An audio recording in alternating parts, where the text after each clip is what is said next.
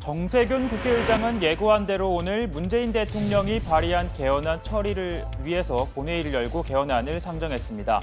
문 대통령을 대신해 이낙연 국무총리가 헌법 개정의 필요성을 설명했습니다. 우리 헌법은 1948년에 제정된 이래 9차례 개정됐습니다.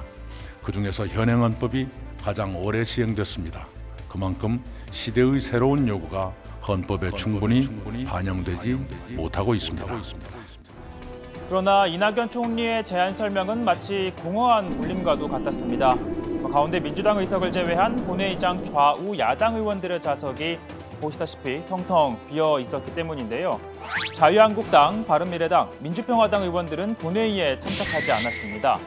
개헌안 철회를 요구하기 위해 의사진행 발언에 나선 몇몇 의원들만 모습을 보였습니다. 그래서 개헌안이 국회를 통과하는 것이 불가능하다는 것은 삼척동자도 아는 일입니다.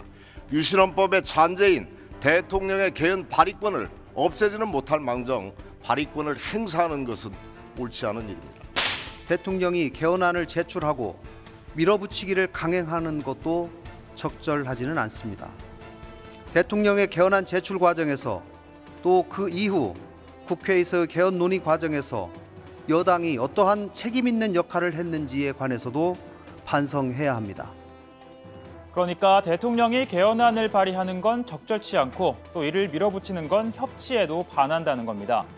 하지만 민주당 의원들은 토론을 신청해서 개헌안 처리는 헌법적 의무라며 야당이 반대를 한다면 정정당당하게 투표에 임한 뒤 반대표를 던지라고 요구를 했는데요.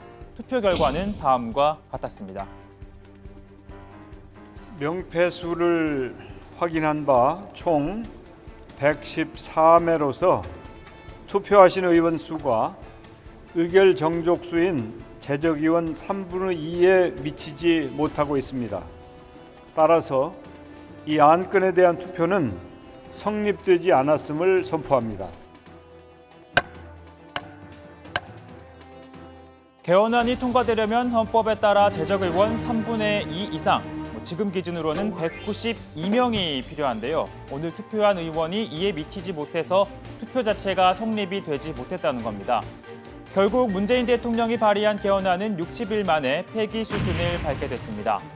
민주당은 자유한국당이 개헌을 걷어차버렸다고 비판했습니다. 솔직히 오늘 이 개헌 불발 대환란의 주범은 홍준표 대표입니다. 느닷없이 정략으로 개헌의 공약을 국민의 합의를 걷어차 버렸습니다. 특정 정당에게 유불리한 것이 국민에게 드린 약속보다 정말 더 우위에 선 정치라고 할 수 있습니까? 이것은 오만이고 위선입니다. 사실 국회가 국민투표법을 개정하지 못해 6월 개헌은 물이 건너갔지만 민주당이 오늘 개헌안 표결을 고집한 건 헌법 절차를 지킨다는 명분이 있었습니다. 또 6월 개헌 무산의 책임이 야당에 있다는 걸 분명히 하기 위해서라는 해석도 나옵니다. 어쨌든 정세균 의장은 송구하다면서 이제는 국회가 개헌의 불씨를 살려야 한다고 강조했습니다. 6월 안에 여야가 최대한의 지혜를 모아 국회의 단일안을 발의할 수 있기를 바랍니다. 더 이상 미룰 명분도 시간도 없습니다. 비록 임기 중에 개헌이라는 옥동자를 보지는 못했지만 평의원으로 돌아가서도 20대 국회가 개헌을 성사시킬 수 있도록 최대한의 노력을 다하겠다는 말씀을 드립니다.